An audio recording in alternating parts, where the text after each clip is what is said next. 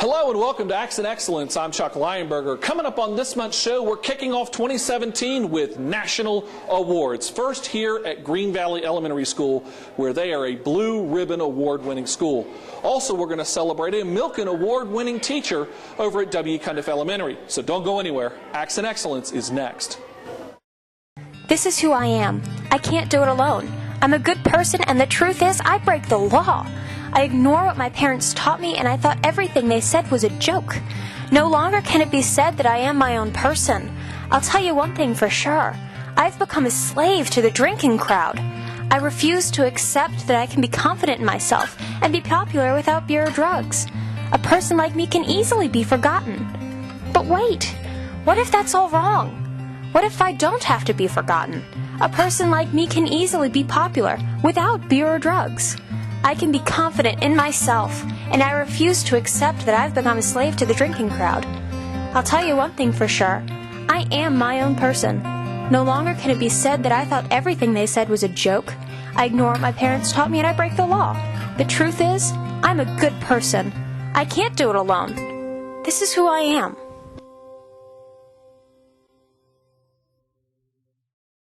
Hi, and welcome back to Accent Excellence. We're here at Green Valley Elementary School, and joining me is Ashley McCallum. She's the principal. And actually, this isn't just Green Valley Elementary School. Now, this is National Blue Ribbon School Award-winning Green Valley Elementary School. Tell me about that.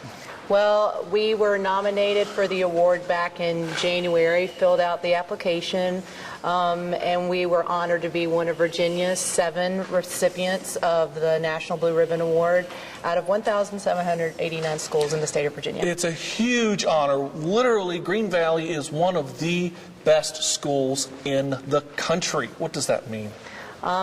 Today we celebrated with a pep rally, a Blue Ribbon pep rally, and in the video that I showed the kids, I told them it was the proudest moment of my life, and for my professional life, it was the proudest moment I've ever had as an educator. This, though, came with a lot of hard work, and it recognizes a lot of hard work. Tell me about that. Well, you know, I am the captain of the ship, so it's really all the gratitude and accolades should go to my teachers, my staff, and my students. Their parents for supporting us in all of our educational endeavors, and the surrounding community of Green Valley for supporting us in everything that we do. You know, our motto is unstoppable, and surely we are, and we've proven that. And as you said, I mean, take a look behind us. You can see all of the various posters that the various classes have done. It literally is a team effort. This is not the result of just one person. No, and you can even see it on our banners. I mean, that is our motto. We live it. We feel that every child has an opportunity to learn at their own speed, at their own pace. And our teachers do an amazing job of differentiating learning to meet all of their diverse needs. And as challenging as that job is, we have a lot of fun at Green Valley. So you mix those two together and you've got a perfect combination. Talking about fun, you did have a lot of fun today at Green Valley. Tell me about some of the, you know, kind of letting kids cut loose and in some cases letting teachers cut loose at a pep rally. So we've had a Blue Ribbon preparation week. Every class came in and they brought their class banner, and then what we did from there is we showed a video of our trip to DC. Miss Sabaski, who's a second grade teacher, she went with me to represent teachers. Dr. Killo, our superintendent, went with us. We had a great time in Washington, DC and Arlington. Came back today, did some fun games. Our SCA president, Shay Torrance, spoke and did a great job. And today was about fun and celebrating all the hard work that went in from top to bottom for this National Blue Ribbon Award. Yeah, I was just going to say, I was going to talk here a second about, you know, going to Washington, D.C. to be, you know, recognized. Tell me about that. Well, it was a whirlwind trip. We went up on a Sunday, came back on Tuesday. We got to see some sites in D.C., got to meet some great educators across the United States, and we celebrated together our school's accomplishments and just bragged on our staff and our students as much as we could when we had an audience that would listen to us. You know, it had to be pretty not only humbling but also inspiring to be among the very, very best in K-12 education across the entire nation. And that, for me, means the most because every one of those principals, they all gave credit back to their staffs and their students and parents and communities because truly it is a team effort. I mean, me alone, I couldn't do this, but with the team that I have here, it's amazing the things that we've been able to do for kids. A lot of support also came from some folks outside the school, including the superintendent. Absolutely, and our PTA, who has supported us 100% all the way, they provided an amazing luncheon for us today. And our teachers had mission barbecue, salads, you name it. They were stuffed today, and you know, having that support just makes us even more unstoppable. You know, and it is really important to make sure that we do recognize the work that parents do to make a blue ribbon school, because it's not just about teachers, and it's not even just about students. It also is about the parents in the community. Absolutely. Like I said, this is not one person's award. This is our entire school community. It is a fantastic award and a fantastic honor. What's next for Green Valley? So we're going to keep doing what we're doing. We're going to keep striving for academic excellence, helping all of our students achieve, and having a good time doing it and representing Roanoke County schools to the best of our ability. Well, it's been a fantastic honor, and again, congratulations to Green Valley Elementary School, one of the national blue ribbon schools. Again, one of the best schools all across the nation, right here in Roanoke County Public Schools. So, Ms. Callum, again, thanks so much for being with us, and stay right there. We have a lot more acts and excellence still to come.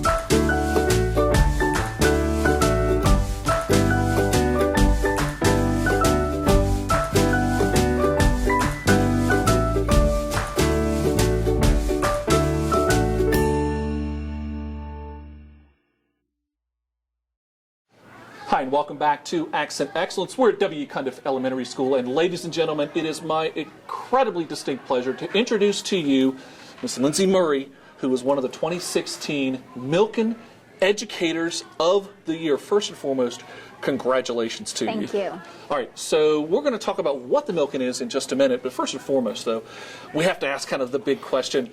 What's running through your mind? You have just found out that you have just won this major national award. I'm still very much in shock at this moment.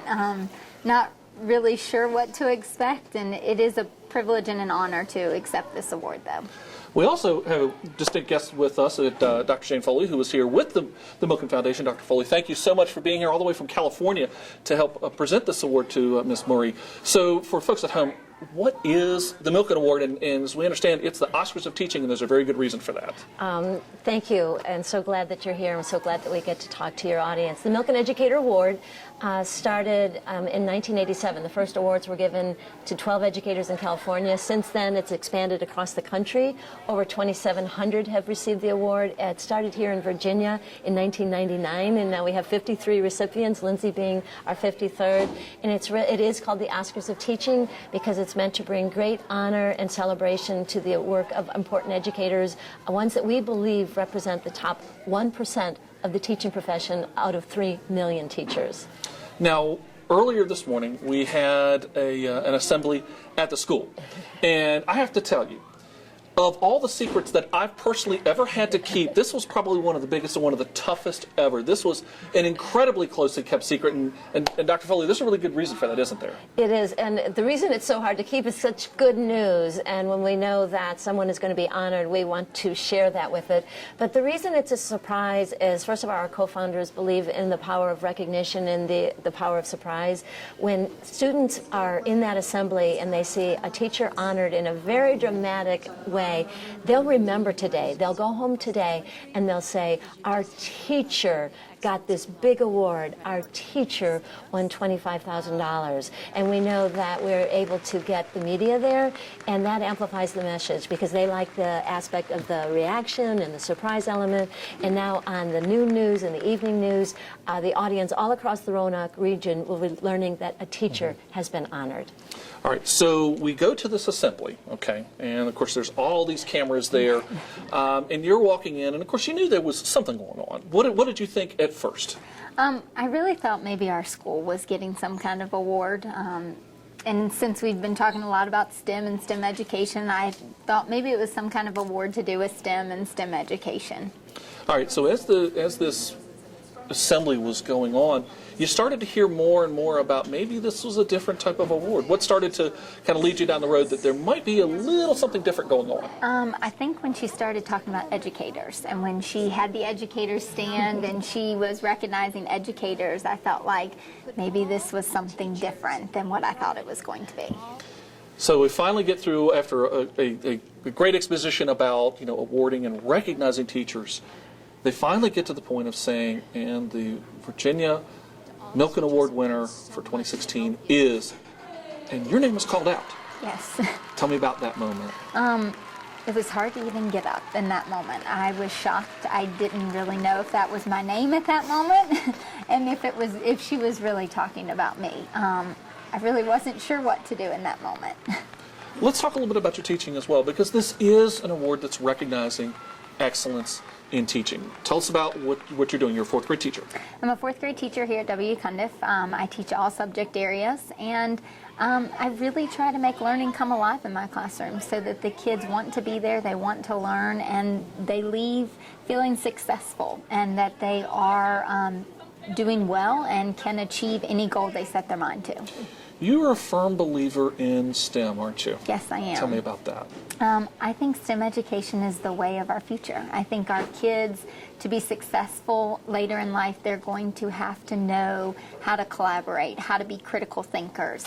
And so I'm trying to instill those values now so that they can use them later in their lives.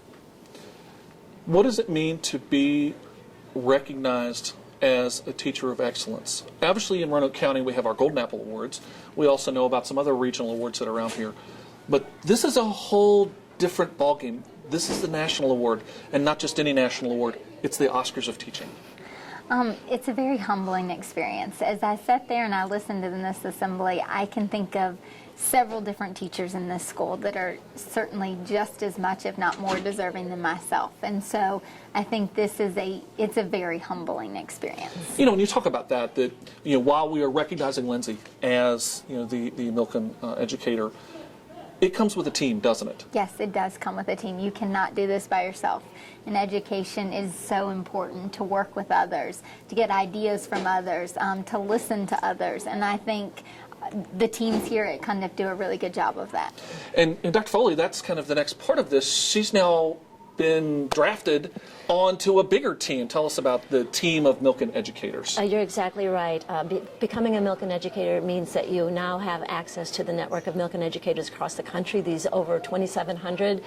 We just had a network meeting with Virginia Milken educators. She will be part of a listserv where we share professional practices. When she comes to New Orleans in March, you'll meet the other educators from this year, and you'll learn that your network and the excellence around you is just exponential in terms of what you can draw upon to help support you and what you will contribute to help us as well. Actually, speaking of that, you had a meeting a little while ago with some of the other Milken educators from Virginia, and there was one comment that one of them said. When you walked in the school today, you were just a fourth grade teacher, but you were a fourth grade teacher. Yes. But today you walk out a Milken educator. Tell me what that means. I think it's a great honor. I loved his advice, and I will definitely step out of those doors today and just take a moment to stand there and realize what this means for me and for this school and for this community. Now, we got to talk about one other major part of this. This comes with a pretty nice check, doesn't it? Yes. $25,000. What are you thinking about? I'm not even sure what to think about that at this point. I'm really not. That was probably the most shocking piece of all of this, and so I have no idea what I will do with that money, but it is certainly an honor to be receiving that. Now, one other important moment. After the event and you were announced, you had a really, really big group hug moment. Tell me about that. I'm going to get teary-eyed talking about that because I think that's the most special part of this. To know how much the kids care and how much I have made a difference in their lives is the most important piece to this. And just to confirm that I am doing a good job with them, even on the days that it's tough and the days that you question if you are a good educator, to see them rally around me and to hear the words of congratulations and to hear the loving and kind things they had to say about me as an educator was pretty special. How do you think this is going to impact your classroom now? I think I will still do things the way I do things in my classroom. I just think it confirms and reaffirms to me that I am making a difference in their lives, and I just want to keep making that difference in their lives every day. Well, we know that you make a tremendous difference here in Roanoke County. So again, on behalf of all of us here at Roanoke County Public Schools, we want to offer you a very, very hearty congratulations. Thank you so much. And well-deserved honor. Ladies and gentlemen, Lindsay Murray, one of the 2016 Milken Educators of the Year. Congratulations again. Thank you so much for being with us. It has been wonderful to have you here as well. Thank you so much. We greatly appreciate it, Dr. Foley. So again, congratulations. But folks, stay right there. We've got a lot more Acts and Excellence still to come.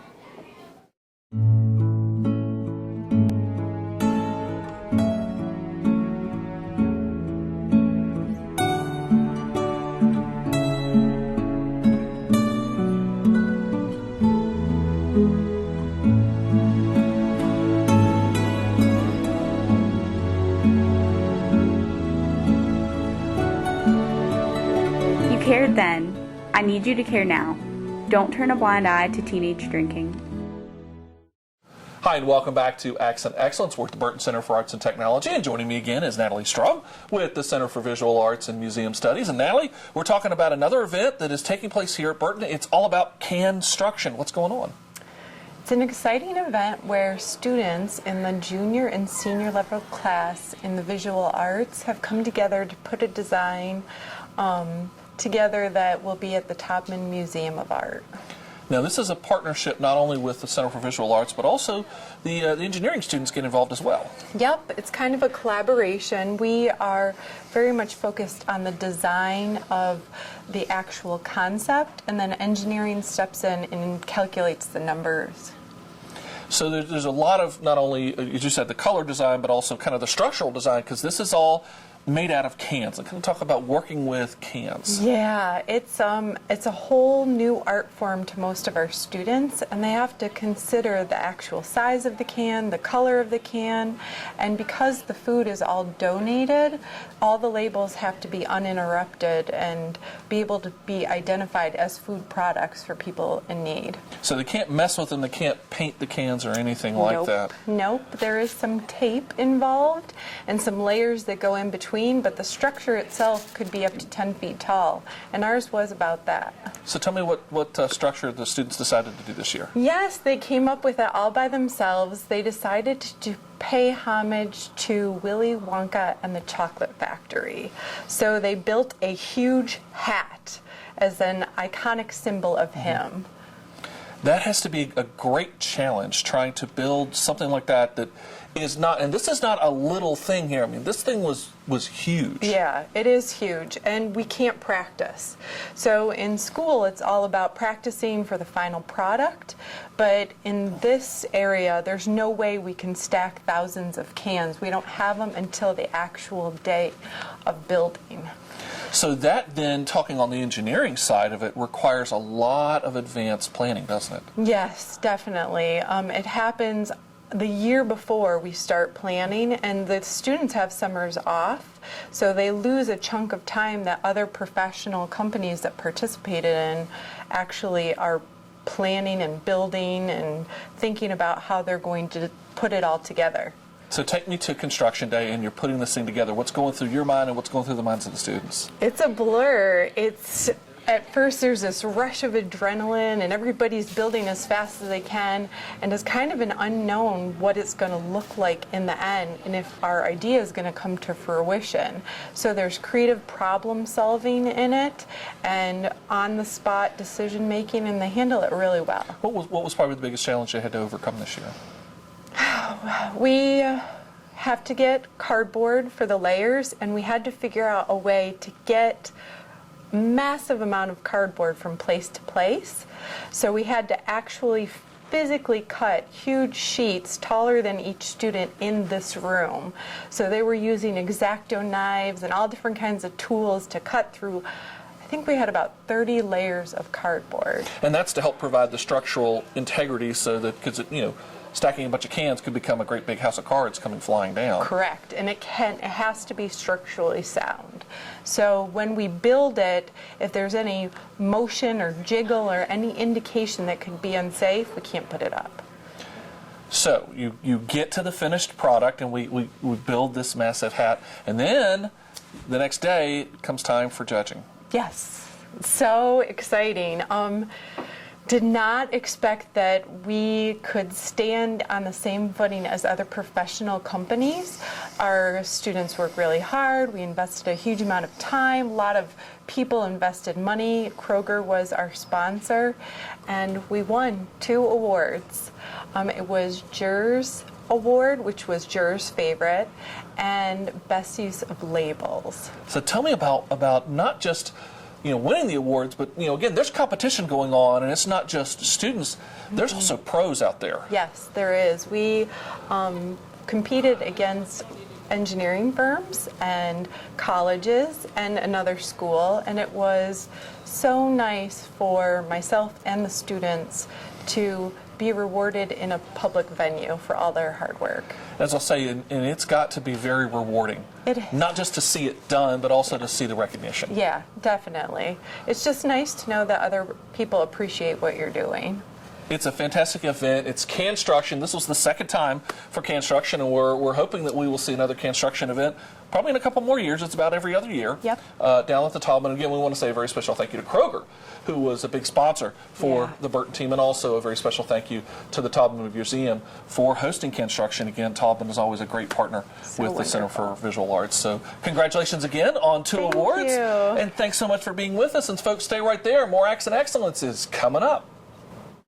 People who are using heroin are not the typical destitute, marginalized persons, homeless in our society. This is not the profile of the typical heroin user today. Today, the typical heroin user is your neighbor next door. It is the young person who's going to high school. It is the young professional, and it is a growing problem. Hi, and welcome back to Accent Excellence. We're here at the Burton Center for Arts and Technology, and once again in the Motorsports Department.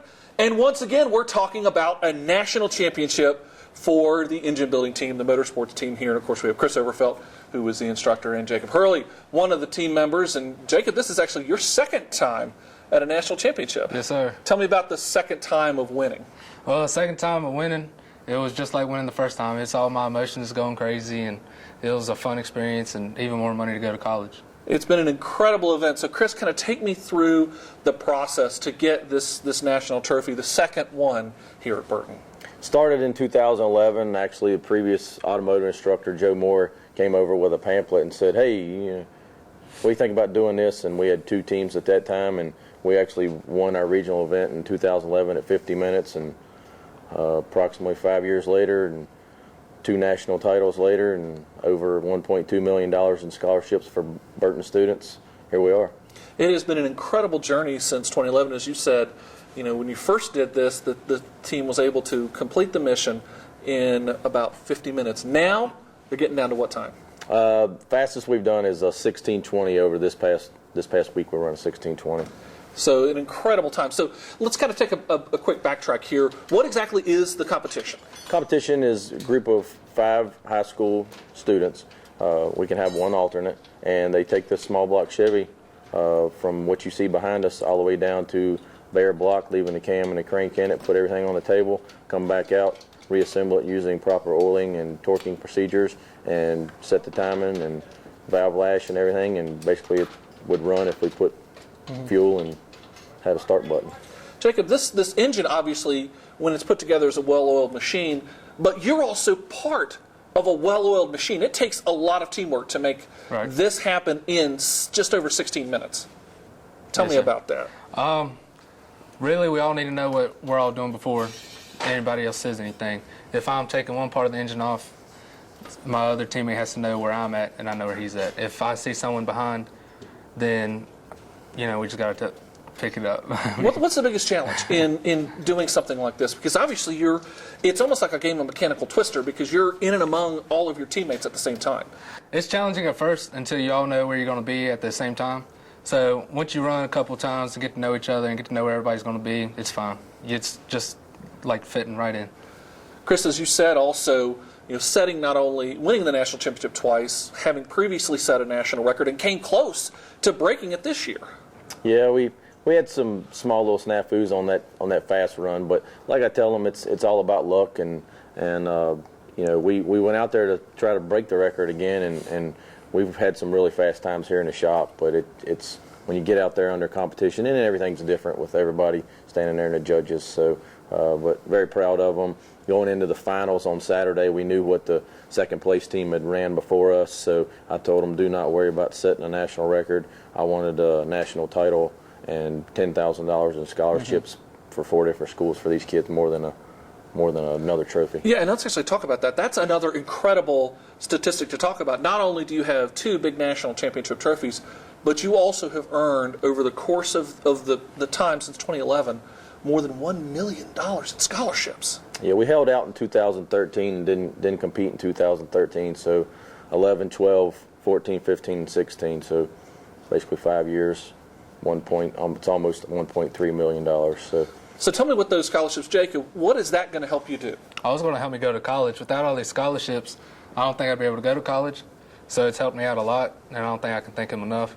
But I have just about all my money to go to college now. All right, so tell me what's next for you. You're a senior, you're graduating, coming up in the spring here. What's next? I'm going to go to nationals one more time and try and win it one more time, then I'm going to head off to college. What about for you? What are you seeing in the future for the motorsports department and also for this team? All of them but one can return. The way it works is if they qualify as a senior, they can come back as basically they're still a senior in the hot rodder's eyes. So that just gives them a chance to, even if they show up out there, we get $5,000. So just to show up is, we're guaranteed five grand. So there's got to be a lot of people also that we have to say thanks to who all helped contribute to this national championship. Numerous sponsors. The Education Foundation gave each one of the kids $150, and we had three teams from Burton. Mr. Hoback had 2 teams from his program, but Stan Seymour from Bojangles again, as always, he's big help. Local community, Kings Hauling, Certified Collision in Salem. A lot of Glenver kids, so a lot of Salem-oriented businesses. But it's pretty cool to see the businesses. They know that they want to see kids succeed and help them get money for school, and they know what it's all about. Most of them are pretty good friends of mine, so they don't mind helping us out. Well, it looks like the investment paid off, folks. Another national championship for the motorsports department here at the Burton Center for Arts and Technology. So, guys, congratulations, and who knows, maybe next year another one? We'll have to wait and see, guys. They put up a tough fight. The best team in the nation. So thanks so much for being with us. And, folks, stay right there. More Acts and Excellence is racing right ahead. I want to be cool. I want to be accepted. I want to fit in. I want to be popular. I want to be invited to parties. I don't want to be invisible anymore. I want to be part of the in crowd. You think you have to drink to be in the in crowd, but giving in to peer pressure isn't going to get you anywhere. Be true to yourself to accomplish your big dreams.